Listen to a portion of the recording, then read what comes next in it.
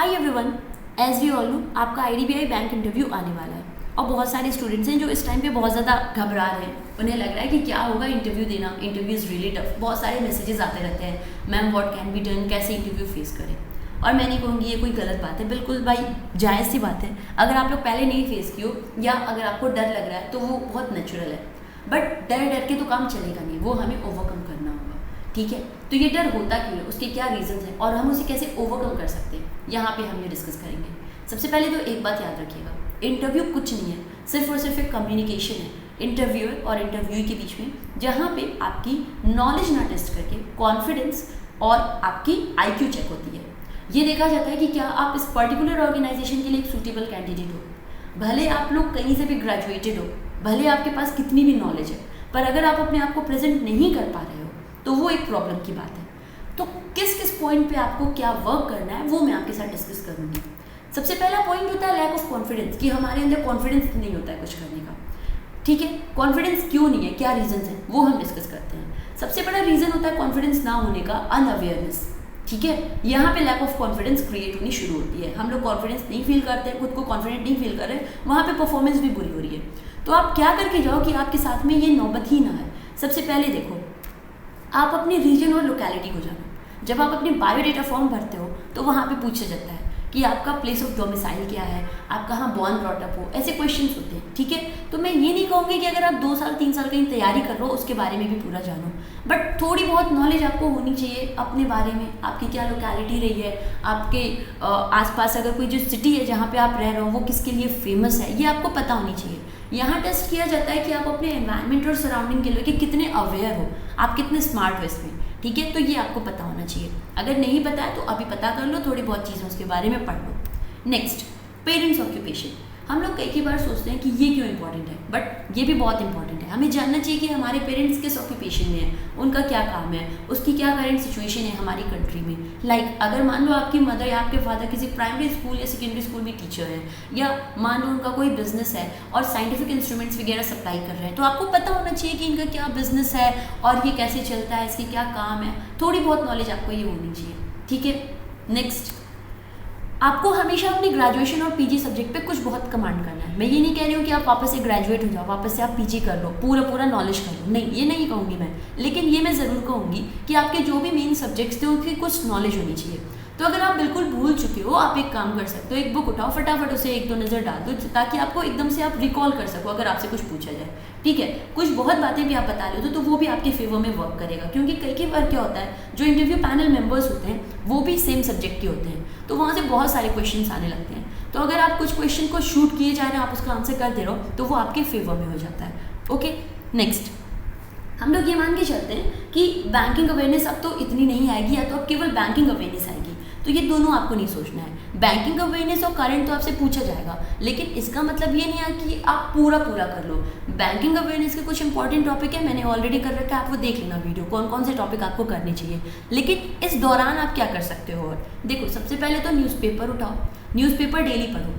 ठीक है, न्यूज़पेपर को अच्छे से फॉलो करो, क्या करंट हेडलाइंस हैं, छोटी छोटी चीज़ों को तो नहीं, लेकिन जो बड़े लेवल पे हेडलाइन बना रहे हैं, जैसे अगर फेडरल रिजर्व ने अपने रेट्स हाइक कर दी, क्यों कर दिया, आपको ये बेसिक पता होना चाहिए क्या हो रहा है, हमारे देश में मॉनेटरी पॉलिसी में क्या चेंजेस किए गए, या बैंक में अभी प्राइवेटाइजेशन लेके बहुत ज़्यादा न्यूज़ चल रही थी, तो इसकी क्या प्रोज और कॉन्स हो सकते हैं, ये आपको पता होना चाहिए कि हमारे देश में क्या चल रहा है। करंट का मतलब ये होता है कि आप हेडलाइंस देखो एटलीस्ट दिन भर में 1-2 बार, आपको उसकी नॉलेज हो कि क्या चल रहा है हमारे वहाँ पर। ठीक है, तो ये आपको इतनी बातें पता होनी चाहिए। दूसरा होता है कि अगर आप किसी स्पेसिफिक बैंक का इंटरव्यू दे रहे हो, जैसे आईडीबीआई या कर्नाटका बैंक, तो आपको पता होना चाहिए ये बैंक कब से बना है, गवर्नमेंट है, प्राइवेट है, इसका हेड ऑफिस कहाँ पर है, इनकी प्रॉफिट क्या रही थी पिछले कुछ क्वार्टर्स में, क्या इनके ऊपर कभी पीसीए लगा है, पीसीए क्यों लगा है, पीसीए क्या है, ये सारी बातें आपको पता होनी चाहिए। तो अगर आप इतना सब प्रिपेयर कर रहे हो, ये सारे पॉइंट्स खुद को जान गए हो, अपने पेरेंट्स ऑक्यूपेशन, ग्रेजुएशन के सब्जेक्ट, कुछ बहुत आपको नॉलेज करंट बैंकिंग की है, डिटेल आपको पता है बैंक की, तो आपको ये रहेगा कि हाँ, मुझे ये तो आंसर्स आते हैं और मैं कर सकता हूँ। बट डू नॉट अज्यूम कि यही क्वेश्चंस आएंगे। मैं ये कह रही हूँ कि ये क्वेश्चंस इन जनरल आते हैं, तो आपको ये पता होना चाहिए अपने बारे में। ओके, नेक्स्ट देखो, नर्वसनेस। तो अब बात आती है कि हम नर्वसनेस क्यों फील करते हैं, क्यों नर्वस हो जाते हैं, उसे एक एक करके डील करते हैं। सबसे पहला पॉइंट, लैंग्वेज को लेके हम बहुत नर्वस रहते हैं हमेशा से। जो भी आपकी लैंग्वेज है उसको बहुत वाइजली चूज़ करो। कभी कोई ये नहीं देखेगा कि आप इंग्लिश में कम्युनिकेट कर रहे हो या नहीं। आप खुद सोचो, आप सर्विस सेक्टर में जा रहे हो, ज़रूरी नहीं है कि आप जब कस्टमर्स को डील करोगे तो आप उनसे सिर्फ और सिर्फ इंग्लिश में बात करोगे। आप जिस भी लैंग्वेज में फ्लुएंट हो आप वो चूज़ करोगे और अपना इंटरव्यू आप उसी में दोगे।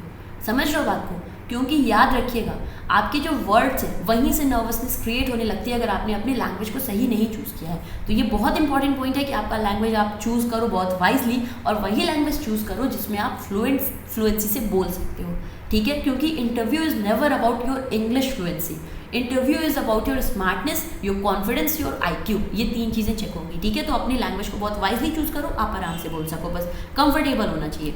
नेक्स्ट होता है कि हम लोग हमेशा सोचते हैं हम बहुत डरे हुए हैं और घबराए अंदर भी घुसते हैं। कई के बच्चे तो बहुत ज़्यादा घबराने लगते हैं। तो आप फिर ये ध्यान रख के चलो कि भाई आप इंसानों के बीच में जा रहे हो, आपको किसी ऐसा नहीं है कि आपको ऐसी किसी खुली जगह में छोड़ दिया गया जहाँ आपके साथ कुछ हो रहा है, नहीं। आपके लिए एक बहुत अच्छी अपॉर्चुनिटी है जिसको आप बहुत अच्छे से यूटिलाइज कर सकते हो, है ना? तो आप ये अज्यूम करके चलो कि मुझे बहुत अच्छा करना है।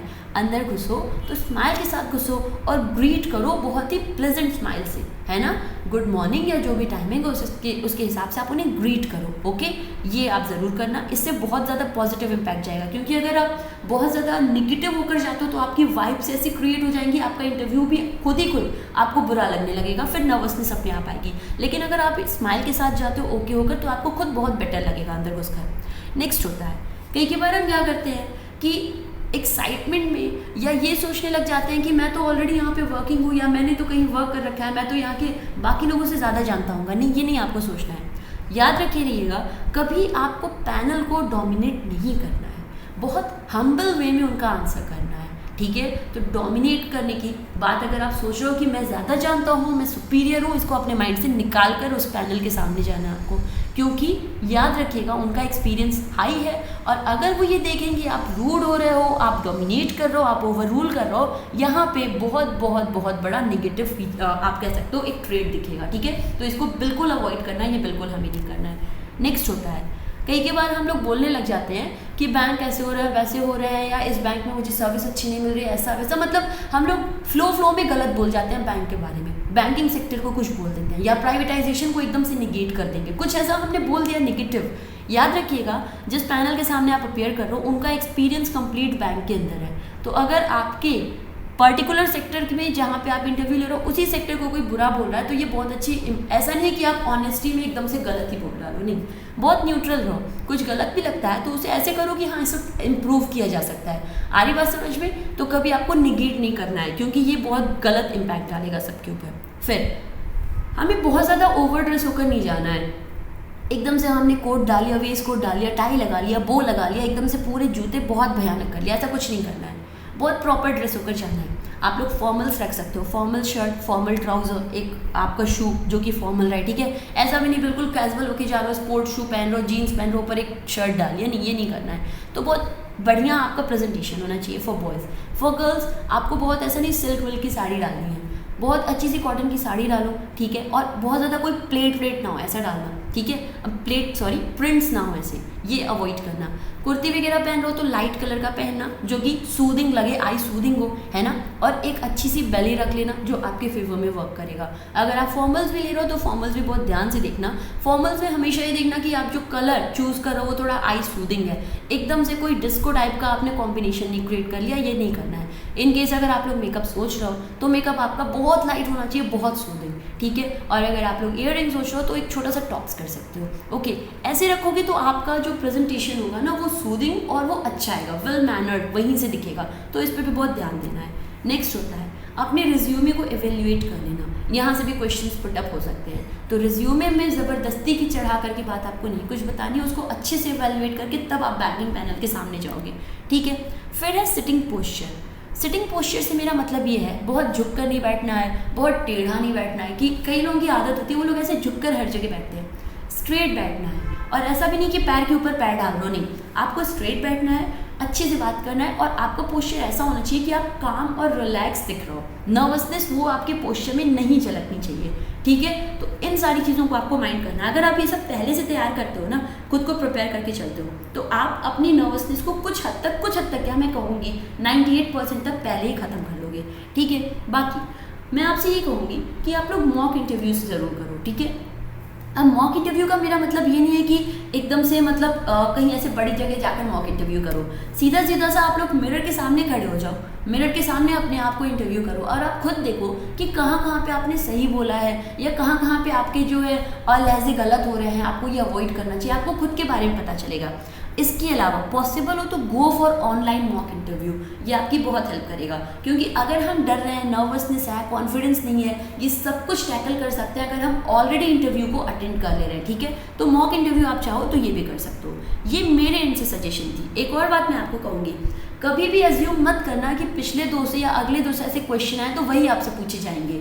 उस तरीके से क्वेश्चन आते हैं वो प्रिपेयर करो, लेकिन एग्जैक्टली एज्यूम करके कि यही सेट ऑफ क्वेश्चंस आएंगे ये कभी मत करना, क्योंकि अगर वो नहीं आए तो आप घबरा कर जाओगे और आपको लगेगा आप कुछ आंसर नहीं कर पा रहे हो। इसलिए जितनी नॉलेज आपको हो सकती है, जितनी गेन कर सकते हो करो, और जितना हो सके उतना रिलैक्स्ड रहो, ठीक है। मुझे लगता है कि आपको ये मेरी वीडियो अच्छी लगी होगी। अगर आप चाहते हो हमारे साथ प्रिपेयर करना, इंटरव्यू के पहले इंटरव्यू फेस करना, तो आप हमारे इस बैच को ज्वाइन कर सकते हो।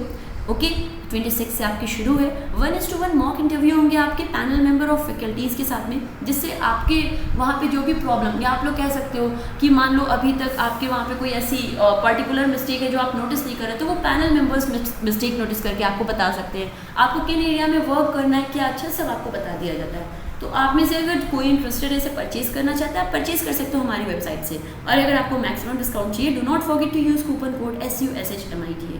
आई होप आपको मेरी वीडियो अच्छी लगी तो प्लीज़ इसे लाइक कर देना। ओके, नाउ फिर मिलेंगे हम अपनी क्लास में। तब तक के लिए have a great day ahead and do well in your interview. Bye bye, thank you.